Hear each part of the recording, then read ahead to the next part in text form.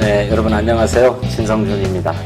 우리 당의 역사와 정강정책인데 너무 주제가 무겁고 커서, 그리고 또 제가 또 감당하기도 어려운 주제여서 어떻게 강의를 할까 고민스러웠습니다.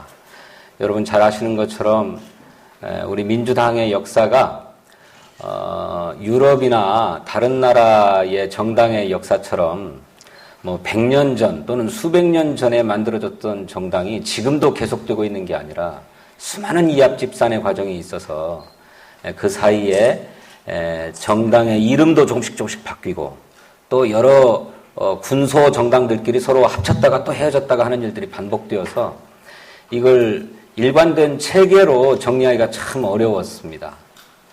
그래서 기회가 되시는 분들은 우리 당이 창당 60년을 기념해서 60년 기념사업을 진행을 했고, 그래서 민주당 60년사라고 하는 당사도 펴내고 했는데 혹 그것을 한번 읽어보셨으면 좋겠다 이런 생각을 하고요. 우리 당의 역사와 정체성, 정강정책을 어떻게 간추릴 것인가 참 고민스러웠는데 크게 좀 굵직하게 핵심적인 시대정신을 중심으로 해서 얘기를 좀 나눠볼까 합니다. 이른바 현대 정치가 시작된 것은 우리나라로 치면 1945년 8월 15일 광복 이후부터일 것입니다. 하지만 그 이전에 일제 치하를 경과하면서 이 나라를 일제로부터 해방시키기 위한 여러 차원의 독립운동들이 있었는데, 그 중에는 이를테면 왕정을 다시 부활시키겠다고 하는 이른바 왕정 복고주의자들로부터 새로운 현대 국가를 건설해야 된다라고 하는 이런 현대 정치론자들까지 다양하게 있었지요. 그런데 그것은 모두 다 비합법적 형태로 운동이 벌어졌는데, 어쨌든 일제 치하에서도 이른바 정치운동이 있었습니다. 근데 일제 치하의 정치운동의 정수, 핵심은 무엇인가? 그것은 일본으로부터 식민지 지배를 받고 있는 것이기 때문에 그로부터 벗어나는 것 아니었겠습니까? 항일 독립이라고 하는 것이 이를테면 그 시대의 가장 핵심적인 정치적 과제였고, 그것이 시대의 정신이었을 것입니다. 그 항일 독립을 가장 치열하게 벌인 정치 세력들이 있었던 것이죠. 그것이 우리 대한민국으로 치면 대한민국 임시정부인 거고, 그 뒤에 해방이 되고 나서 수많은 정당들이 만개합니다. 어떤 정치학자에 의하면 해방 직후에 우리나라에 있었던 여러 정당들이 모두 한 3,000개쯤 됐다고 해요. 막 혼자서도 다 정당이라고 표방하고, 정당 구성 요건이 없었을 테니까 그랬겠지요. 이때는 무엇이 시대적 과제였겠습니까? 그때는 이제 어쨌든 독립을 이룬 마당이기 때문에 친일파들을 청산하고 자주적인 독립국가를 건설하는 것이 그 시대의 과제였을 거예요. 그런 일들을 가장 중요하게 수행하려고 했던 여러 정치 세력들이 있었는데, 그것이 이를테면 이승만을 중심으로 하는 무슨 자유당 세력, 또 김구 선생을 중심으로 하는 한독당 세력, 한국독립당 세력, 넓게 보아서 민주당 계열이라고 얘기될 수 있는 정당도 해방 직후에 있었습니다. 그런데 우리 당은 그 정당을 우리 당의 뿌리라고 인정하지 않습니다. 우리 당은 1955년에 창당된 민주당을 우리 당의 뿌리, 모태로 보고 있습니다. 하지만 정치학자들은 크게 보면 우리 민주당 계열의 정당이라고 하면 1945년 해방 직후 국면에서 민주한국당이라고 하는 것이 민주당 계열일 수 있다, 이렇게 평가하고 있습니다. 그런데 이제 1955년 민주당이 만들어지면서 이승만 독재 정권에 맞서서 야당을 형성하고 이승만의 장기 집권을 저지하기 위해서 수많은 노력들을 벌이죠. 그래서 우리 당의 이를테면 역사적 정체성의 1번은 자유민주주의, 반독재 민주화가 우리 당의 1차적인 정체성이고 그것이 정강정책에서 1번을 차지했다라고 보면 틀림이 없다고 생각합니다. 저는 이런 반독재 민주화의 과제가 4.19 혁명을 통해서 실현되었는데 그랬다고 하면 그래서 새로운 민주정부가 설립되었다고 하고 그것이 안정적으로 갔더라고 한다면 우리의 민주주의의 수준이 굉장히 많이 진전했을 거라고 생각합니다. 그런데 불행하게도 4.19 혁명으로 장면 정권이 수립되었음에도 불구하고 곧바로 1년 만에 박정희 군사 쿠데타가 일어나면서 민주정부가 좌절되고 군사정부가 들어서게 되었죠. 그리고 이 군사정부가 18년 동안 통치를 계속 하면서 이 나라는 군부와 또 그에 결탁한 재벌 세력들이 오랫동안 지배해오는 그런 나라가 되고 말았습니다. 그래서 아까도 말씀드렸던 것처럼 우리 당의 제1정체성이 이승만 정권의 독재를 종식하고 새로운 민주정부를 수립하고자 하는 반독재 민주화에 있었는데 그 뒤에 박정희 군부 세력에 의해서 군사 쿠데타가 일어나고 이들이 장기 집권하면서 반독재 민주화라고 하는 과제, 시대적 과제가 여전히 우리 민주당의 제1가는 정치적 과제로 되었고 그것이 정강정책의 1번으로 되어왔다라고 생각합니다. 그래서 박정희 군사독재, 그 뒤에 이은 전두환 군사독재, 또 그 뒤에 이은 노태우 군사독재에 이르기까지 30년이 넘도록 군사독재가 계속되어 왔습니다. 그런데 이 군사독재를 종식하기 위한 투쟁을 지난하게 벌여왔는데 우리 당은 그것을 평화적인 방법으로 해결하고자 했습니다. 그것이 무엇인가? 그것을 우리 김대중 대통령은 총재 시절에 수평적 정권교체다 이렇게 말했죠. 실제로 어느 나라가 민주화가 달성되었느냐 안 되었느냐를 판가름하는 1차적인 지표가 선거를 통해서 최고 권력이 바뀔 수 있느냐 교체될 수 있느냐를 놓고 민주화가 되었다 안 되었다를 판단합니다. 근데 우리나라는 선거를 통해서 정권을 교체해본 역사가 과거에 없었습니다. 정권이 바뀌었다라고 하는 것은 군사 쿠데타나 일어나야 가능한 일이었어요. 남미가 그렇지 않았습니까? 어떤 군부가 정권을 잡고 있었는데 이걸 마음에 안 들으면 군사 쿠데타가 일어나가지고 새로운 군부가 들어서고 또 이들이 또 저 국민의 지지를 받지 못하고 또 권력 내부에서 권력이 흔들리게 되면 새로운 군부가 나타나서 군사 쿠데타를 일으켜가지고 집권을 하고 이렇게 서구 민주주의 나라가 아닌 제3세계 나라들 특히 1945년 2차 세계대전 종전 이후에 독립한 많은 신생 국가들에서는 선거를 통해서 정권이 교체되는 역사가 없었습니다. 군사 쿠데타를 통해서만 가능했죠. 그래서 선거를 통해서 정권을 교체해보기 위해서 수많이 노력했음에도 불구하고 집권 세력들의 아주 조직적인 부정선거로 인해서 번번이 좌절되어 왔습니다. 그래서 수많은 투사들이 재야와 함께 더불어서 피를 흘리면서 싸움들을 벌여야 했고 그래서 1987년 6월 항쟁을 통해서 쟁취했던 것이 직선제 개헌 아닙니까? 이를테면 그전에는 군사 쿠데타로 정권을 잡은 군부라 하더라도 그네들의 이를테면 정치적 정당성을 얻기 위해서 형식적인 차원의 선거를 통해 가지고 대통령이 되어 가지고 집권을 했는데 이것이 다 체육관에 모여 가지고 자기를 지지하는 사람들을 뽑아서 그걸로 대통령을 되어 왔던 것인데 국민 모두가 1인 1표로 대통령을 직접 뽑자 하는 직선제 개헌 투쟁을 벌여 가지고 마침내 직선제 개헌을 이루었죠.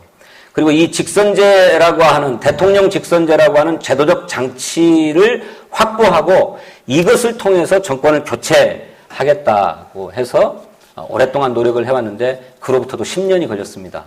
그렇지 않습니까? 예. 1987년에 헌법이 개정되어 가지고 대통령 직선제가 마련되었습니다만 그 대통령 직선제를 통해서 정권이 수평적인 정권 교체, 그래서 여와 야가 뒤바뀌는 역사는 그로부터 10년 뒤에나 가능했다. 그러니까 이게 정치의 발전이라고 하는 것이 일거에 되는 일은 없습니다. 아까 우리 추미애 최고위원께서도 축적의 시간이라고 하는 책을 인용하셨는데 그렇게 오랫동안 아주 지난한 민주주의를 위한 노력들이 축적되어야만 비로소 가능하더라. 그리고 수평적 정권 교체를 달성하기 위한 유력한 제도로서 대통령 직선제를 쟁취했음에도 불구하고 그로부터 10년이 지난 뒤에야 정권이 교체될 수 있었다. 그렇게 해서 1997년에 역사적인 수평적 정권 교체를 이룩하고 마침내 김대중 총재가 대통령으로 취임하고 그로부터 5년 뒤에 다시 노무현 정부가 출범해서 10년에 이어서 민주정부를 수립했습니다. 그래서 우리 시대의 과제도 변화되었습니다. 이제 평화적인 방식으로 정권을 교체할 수 있는 정치적 차원의 민주화를 실현했기 때문에 이제 민주주의가 한 걸음 더 진전해 나아가야 되겠는데 그것이 무엇인가? 저는 그것이 사회경제적 민주화다 이렇게 생각합니다. 이 사회경제적 민주화를 단적으로 보여준 것이 저는 2010년 지방선거라고 생각합니다. 2010년 지방선거 생각 한번 해보시면 그때 최고의 정책 이슈가 있었는데 그때 뭐였습니까? 초등학교 무상급식이었습니다.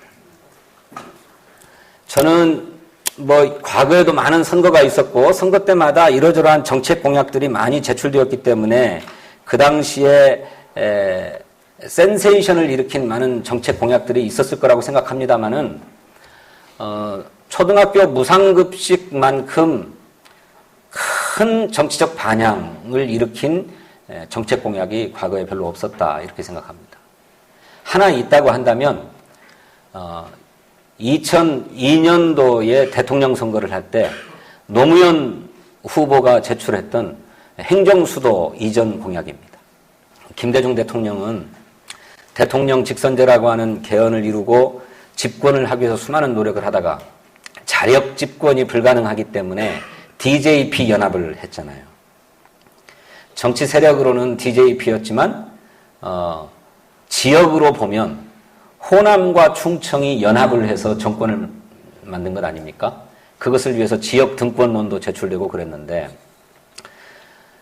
김대중 대통령은 정권을 교체하기 위해서 호남, 그것으로 안 돼서 충청을 잡아가지고 정권을 교체했는데 노무현 후보는 호남의 지지를 얻고 영남의 압도적인 지지를 받을 수 있었던가. 영남의 압도적인 지지를 받았으면 필요 없었을 겁니다. 영호남의 연합으로 틀림없이 집권이 가능했겠죠. 그런데 영남은 압도적인 지지를 보내주기가 어려운 정치 지형이었잖아요. 그래서 어떻게든 충청 일부라도 떼내는 노력을 했어야 했어요. 그런데 충청을 상징하는 정치 세력이 없었죠. 그들은 오히려 자유선진당을 만들어가지고 새누리당 쪽으로 넘어갔던 것 아닙니까? 그래서 노무현 후보가 고심 끝에 내놓은 것이 행정수도를 충청권으로 이전하겠다라고 하는 공약이었습니다. 그것 때문에 충청의 민심을 얻어가지고 호남과 영남의 연합으로 부족했던 표를 충청에서 다시 또 좀 끌어올 수가 있었던 것이죠. 그렇게 민주주의를 이루었는데 그래서 행정수도 이전 공약이 굉장히 선거에 중요한 역할을 한 아주 핵심적인 공약이었다면 2010년 지방선거에서 초등학교 무상급식은 그것만큼이나 아주 파괴력이 있는 공약이었다고 생각합니다. 그런데 이 한 달에 5만 원짜리 공약이 왜 이렇게 큰 지지를 받았느냐 하면 이제 국가가 국민의 삶을 책임져다오. 이제 국가가 우리 국민의 개별적인 삶의 문제를 좀 돌아봐다오 라고 하는 국민적 호소였다고 생각합니다. 여러분, 우리는 불행하게도 무능한 대통령을 만나서 1997년 말에 IMF 경제 위기를 맞지 않았습니까? 그리고 이 IMF 경제 위기를 극복하기 위해서 김대중 대통령이 원치 않았지만 IMF의 권고대로 신자유주의적인 정책을 받아들여야만 했잖아요. 여러분 생각나실지 모르겠는데 저는 그 당시에 실무자로 일했기 때문에 잘 압니다. IMF가 우리나라에 차관을 꿔주는 대신에 이와 같은 신자유주의적인 정책들을 시행해라 라고 권고를 한 게 있습니다. 근데 그것이 우리 경제 현실하고는 너무나 맞지 않는 얘기여서 당시에 김대중 총재는 집권하면 IMF와 재협상하겠다 그랬어요. 그러자 IMF가 그러면 우리는 차관 못 준다 라고 협박을 했습니다. 그래서 국가가 도산하느냐 마느냐 하는 이런 위기였기 때문에 김대중 후보가 당시에 일부 양보합니다. 집권해도 재협상하지 않겠다. 예. 그래서 결국 차관이 들어오게 되었고 그 차관을 3년 만에 다 갚아버리잖아요. 근데 어쨌든 그렇게 신자유주의 정책이 들어와 가지고 우리 삶의 조건이 근본적으로 흔들리게 됐는데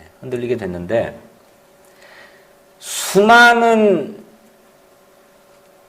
사람들이 IMF 위기로 도산하고 또 그 도산에서 살아남으려니까 아주 그냥 정글에서 약육강식의 생존 경쟁을 벌이다시피 치열한 경쟁들을 벌이고 그것 때문에 남을 밟고 일어서야 하고 그리고 한번 실패하면 다시 일어서지 못하고 이런 시절을 겪어왔지 않았습니까?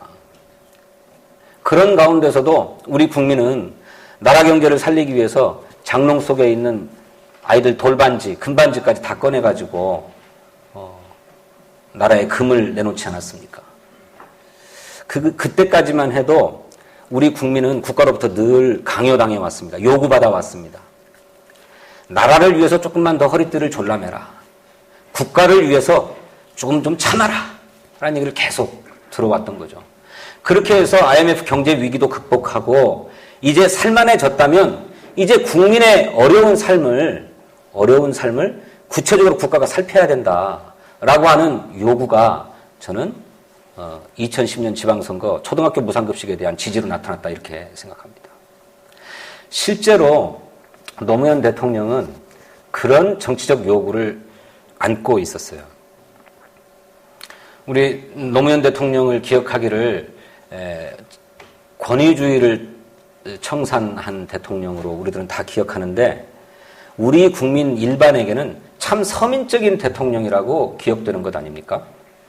참 서민적인 대통령이다라고 하는 것에 대한 평가는 노무현 대통령의 그런 바람이 있다는 거죠. 우리 서민들 삶을 좀 챙겨주세요. 반칙과 특권이 없이도 잘 살 수 있게 해주세요. 노무현 대통령도 그렇게 약속했습니다. 반칙과 특권이 통하지 않는 세상을 만들겠다. 성실하게 땀 흘려서 일하는 국민들이 제대로 대접받는 세상을 만들겠다고 했습니다. 그런데 불행하게도 그렇게 하지 못했습니다. 그렇게 하려고 많이 노력했지만 경제 권력을 장악하고 있는 재벌들에게 포위되고 그 재벌들과 결탁한 관료들에게 포위되고 또 이들과 결탁해 있는 보수 정당의 완강하고 지속적인 트집 잡기와 발목 잡기에 시달리면서 노무현 대통령은 당신의 약속 또 국민의 요구를 제대로 실현할 수가 없었습니다. 저는 그것 때문에 정권을 잃어야 했다 이렇게 생각합니다. 근데 어쨌든 제가 말씀드리고자 하는 것은 1997년에 대통령 선거에서 수평적 정권 교체를 이루고 그리고 그로부터 5년 뒤에 또다시 노무현 대통령 정부를 만들어내면서 우리나라는 정치적 민주화를 저는 달성했다라고 평가합니다. 그래서 그간에 그 시절까지 우리 당의 제1강령이라고 할 수 있는 반독재 민주화라고 하는 것이 그로써 이렇게 달성되었다. 이제 새로운 시대적 과제로 나아가야 하는데 그 시대적 과제가 무엇인가? 사회경제적 민주화다. 이 사회경제적 민주화가 무엇인가? 경제적 불평등을 해소하고 사회적 차별을 없애는 것입니다. 경제적 불평등과 사회적 차별을 없애는 게 뭡니까? 그것이 경제민주화이고 그것이 보편적 복지를 골간으로 하는 복지국가 아닙니까? 우리 당은 시대 정신에 매우 민감합니다. 2010년 6월 달에 지방선거를 치르고 나서 그해 10월 달에 전당대회가 있었는데 그 전당대회에서 새롭게 강령을 채택하면서 그 강령에 보편적 복지를 박아 넣었습니다. 그게 2010년 10월 달의 얘기입니다. 한국 정당사에 보편적 복지를 천명한 데가 없었는데 우리 민주당이 2010년 10월 달에 강령을 그렇게 채택했습니다. 그거는 2010년 6월 지방선거의 교훈, 초등학교 무상급식을 보편적으로 실시하자. 모든 초등학교 아이들에게 빈부와 상관없이 보편적으로 급식하자라고 하는 깨달음 속에서 우리 국민에게 보편적 복지가 필요하구나. 차별이 없는 복지가 필요하구나. 모든 것에서 다 차별이 없을 수 없죠. 가령 장애인에게는 장애인에게 특화되고 그들에게만 필요한 복지가 있는 것 아닙니까? 그 장애인에게 필요한 복지를 모든 국민이 함께 누릴 이유는 전혀 없는 거잖아요. 그러니까 보편적 복지라고 하는 것은 모든 복지 정책을 모든 국민이 예외 없게 한다라고 하는 것이 아니고 모든 국민에게 기본적으로 주어져야 될 복지는 차별이 없이 모두에게 보편적으로 깔아야 되겠다라고 하는 얘기입니다. 그런 가운데서도 더 특별하게 보살펴야 될 계층이 있다면 그 계층에게는 선별적인 복지를 하는 거죠. 차별적인 복지를 하는 거죠. 그래서 어쨌든 과거에 보편적 복지라고 하는 개념이 없었던 때에 우리 당은 초등학교 무상급식이라고 하는 교훈에서 보편적 복지를 2010년 10월 달에 했다. 그리고 2011년 12월 달에 우리 당이 시민통합당과 한국노총과 서로 함께 3자가 합당을 해서 새로운 당을 만드는데 그게 민주통합당 아닙니까? 민주통합당을 만들 때에는 경제민주화를 강령에 넣었습니다. 경제민주화. 보편적 복지는 국가가 재정을 이용해서 국민에게 복지 정책을 실행하는 거잖아요. 이거는 재정이 많이 들어가는 일입니다. 그런데 이거 외에 우리 경제 질서에서 불공정한 부분들을 뜯어 고쳐서 대기업과 중소기업이 공정하게 거래할 수 있도록 하고 기업과 소비자가 서로 대등하게 거래할 수 있게끔 하고 노동자와 사용자가 서로 대등하게 평등하게 교섭할 수 있도록 하는 것, 그것이 경제민주화인데 이런 경제민주화 제도도 갖춰야 되겠다 해서 경제민주화를 우리 당의 강령으로 또 박아 넣었습니다. 그게 2011년 12월 달의 얘기입니다. 그래서 우리 당은 3대 강령을 완성하게 되었는데 과거에 김대중 총재 시절에 있었던 반독재 민주화, 자유민주주의와 한반도 평화에서 이제 민주주의의 차원이 사회경제적 차원으로 더 확대되고 심화되어 가지고 경제민주화와 보편적 복지, 거기에 대해서 한반도 평화 통일을 3대 강령으로 정립하게 되었습니다. 그래서 여러분 지금 가지고 계신 아카데미 자료집에 보면 우리 당의 정강 정책이 길게 소개되어 있는데 이 얘기들을 다 좋은 얘기들이에요.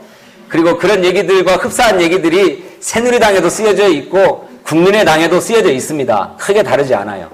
그런데 우리가 특별히 강조하고자 하는 것, 그것은 문맥에서 드러난다기보다 우리 역사에서 드러나는 것처럼 우리의 정체성을 이루고 있는 부분이 무엇인가.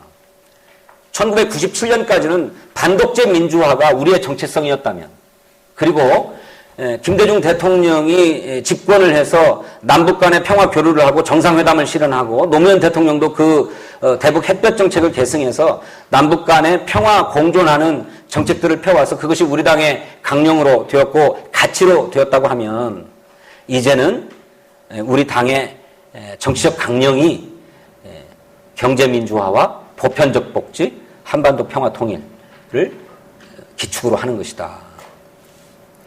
이것이 저는 우리 당이 시대를 선도할 수밖에 없는 필연적인 이유다. 저는 그렇게 생각합니다. 저는 이제 우리 당에 주어진 과제가 그런 사회경제적 민주주의를 착실하게 실천하는 것이라고 생각합니다. 물론 이 사회경제적 민주주의를 실천해 가는데 여러 가지 제약이 있어요. 어떤 제약이 있냐면 최소한 우리가 정치적 민주주의를 실현했다고 하면 이 정치적 민주주의만큼은 확고해야 될 거잖아요. 이것만큼 흔들리지 않아야 되잖아요. 근데 이들은 자기들의 집권을 위해서 수시로 이 정치적 민주주의를 훼손하고 유린합니다. 아주 단적인 사례가 지난 대통령 선거 때 국정원과 국군 사이버 사령부가 댓글로 여론을 조작하려고 했던 것 아닙니까? 이거는 총 칼을 안 들었을 뿐이지 완전 군사 쿠데타입니다. 사이버상의 쿠데타 아닙니까? 정보기관이, 정보 요원들이 여론을 조작하려고 인터넷상에서 막 댓글 달고 트위터상에서 댓글 달고 말이죠. 군인이 그거 보안 조직이라고 꽁꽁 숨겨져 있고 우리 국민 모르는 사이에 심리전단 만들어가지고 아니 북한 인민군의 대남 심리전을 왜 우리 사이트에서 하고 있습니까? 그거에 대응하는 일을. 북한 인민군의 심리를 흐트러뜨리려면은 북한 인민군이 들여다보는 사이트에 들어가서 심리전을 벌여야 될 거 아니에요? 북한 인민군이 우리 네이버에 들어온답니까? 다음에 들어온답니까? 이런 짓들을 벌였죠. 근데 이런 짓들을 벌이고도 부끄러운 줄을 모르죠. 응당해야 할 일을 했던 것처럼 의시되고 있지 않습니까? 그래가지고 시간을 질질질 끌어가지고 슬그머니 다 봐주고 있지 않습니까? 이렇게 이 민주주의 나라라고 하면 아주 기본적으로 지켜져야 될 아주 절차적인 민주주의 문제. 물론 집권 여당이라고 하는 것은 프리미엄을 누리기 마련입니다. 왜 누리지 않을 누릴 수밖에 없어요. 아니 대통령이 있고 장관들이 다 그네들 사람들인데 그 집권 여당의 국회의원이 우리 지역구에 뭐 건물 하나 지어줘라, 우리 지역구에 다리 하나 놔줘라 그러면 다 그렇게 해줄 것 아닙니까? 우리 지역구에 어떤 일 좀 하자 그러면 다 해줄 것 아닙니까? 그 집권 여당이 누리는 프리미엄이니 그것까지는 어쩌지 못하겠다 이거예요. 그건 그렇게 누리지만 다른 것은 하면 안 되죠. 공정하게 할 수 있도록 해줘야 되는 것 아닙니까? 근데 이거를 끊임없이 유린하고 훼손하고 있기 때문에 우리에게는 절차적 민주주의를 지키기 위한 싸움도 굉장히 중요하게 남아 있습니다. 우리 민주주의의 허약함과 우리 민주주의의 부실함이 그런 데서 드러나는 것이죠. 하지만 이번 선거에서 드러나는 것처럼 저들이 그런 많은 공작들을 벌여도 우리 현명한 국민들이 저들의 무도함을 보면서 야당에 표를 주잖아요. 그리고 야당이 조금만 더 잘했으면 우리 당이 더 많은 표를 얻을 수도 있었지 않았겠습니까? 그런데 그렇기 때문에 우리 국민들은 이제 그 일도 해가면서 보다 중요하게는 사회경제적 민주주의를 좀 실천해다오라고 하는데 저는 있다고 생각합니다. 그런데 이 사회경제적 민주주의를 실천하는 게 참 어려워요. 왜냐하면 우리 당의 체질이 아직 사회경제적 민주주의로 전율화되어 있지 못해요. 반독재 민주화에는 아주 민감해요. 그러니까 운동권이 우리 당을 지배하네 어쩌네 이런 얘기들 막 하고 있는데 저는 그것이 올바른 얘기는 아니지만 절반의 진실은 내포하고 있다고 생각합니다. 반독재 민주화 투쟁을 벌였던 사람들이 더 나아가서 우리 사회의 과제가 이를테면 아까 말씀드린 그런 경제적 불평등과 사회적 차별을 극복하기 위한 경제민주화와 보편적 복지를 어떻게 실천해 나갈 것인가 하는 대로 고민이 많이 가고 그것을 위한 준비가 되어 있는 사람들이어야만 저는 우리 국민으로부터 인정받을 수 있다고 생각해요. 그렇지 않고 그런 사회경제적 민주화의 과제는 다른 사람이 하는 거고 우리는 오로지 반독재 민주주의만 잘하면 돼. 여기에 머물러 있다고 한다면 저는 시대를 선도할 수 없다고 생각합니다. 이것을 하기 위해서 부단히 노력했고 그것을 하기 위해서 공천혁신도 해왔던 거라고 저는 생각해요. 그런데 다행히 19대 국회에 그런 맹아들이 싹 텄고 또 이제 20대 국회가 열리게 되면 이렇게 사회경제적 민주주의에 보다 더 철저한 분들이 많이 들어갔기 때문에 저는 실천해 갈 수 있을 것이다 이렇게 생각합니다. 그런데 끊임없이 회방이 있죠. 우리 사회의 민주주의의 수준을 바로 그런 데에 묶어놓으려고 하는 세력이 있어요. 그게 대표적으로 박근혜입니다. 박근혜가 지난번 국회법도 거부권을 행사하더니 이번에 국회법 또 거부권 행사했잖아요. 지난번 국회법 거부권 행사했던 국회법의 내용이 무엇인지 기억하십니까? 시행령이 법률을 넘어설 수 없다. 그래서 법률의 취지에 어긋나는 시행령은 국회가 시정하도록 정부에게 명령할 수 있는 권한을 갖겠다라고 하는 건 아니었어요. 그런데 그것을 못한다고 거부권을 행사하지 않았습니까? 이건 법치주의의 ABC 아닙니까? 위헌 법률 심판이라고 하는 게 있잖아요. 헌법재판소가. 법률이 헌법에 어긋나면 그 법률은 무효가 되는 것 아닙니까? 그런 것처럼 헌법이 최상위 법이니까 법률 그걸 뛰어넘을 수 없는 거죠. 법률 밑에 시행령이 있는데 그 법률을 시행하기 위한 시행령인데 시행령이 법률을 뛰어넘거나 법률을 위배하고 있다고 하면 그 시행령이 당연히 무효죠. 그걸 고치라고 국회가 권하는데 그거 안 되겠다라고 얘기하면 뭐 말이 됩니까 그거? 근데 그걸 거부권을 행사한단 말이죠. 이번에는 더 기가 막히잖아요. 국회가 청문회 하겠다는데 청문회를 하면 행정이 마비가 되니까 안 된다고 거부권을 행사해요. 미국은요. 하원은 두 사람의 의원이 청문회가 필요하다고 제기하면 청문회 합니다. 미국 상원은 한 사람의 상원 의원이 청문회 필요하다 그러면 청문회 해야 됩니다. 미국 행정부가 마비됐었다는 소리 들어보셨습니까? 이렇게 박근혜 정부는 사회경제적 민주주의로 나아가기는커녕 아주 기본적인 정치적인 민주주의조차도 제동을 걸고 거꾸로 가려고 하고 있기 때문에 우리가 사회경제적 민주주의로 온통 전념하지 못하게 하고 있는 그런 문제가 있어요. 그래서 우리는 이걸 동시에 수행해 가야 되는데 동시에 수행해 가자면 우리 당의 체력이 조금 더 강해져야 됩니다. 저는 그래서 이런 일들을 우리 모두가 함께 해 나가도록 했으면 좋겠고 그것을 국회의원들이 제일 잘해야 될 일이지만 그 국회의원들이 그런 일을 잘 할 수 있도록 힘도 주시고 잘못 가면 채찍질도 해주시고 할 책임이 우리 당원들에게 있다 이렇게 생각하고 또 못다한 얘기는 또 다음 기회에 할 수 있도록 그렇게 하겠습니다. 고맙습니다.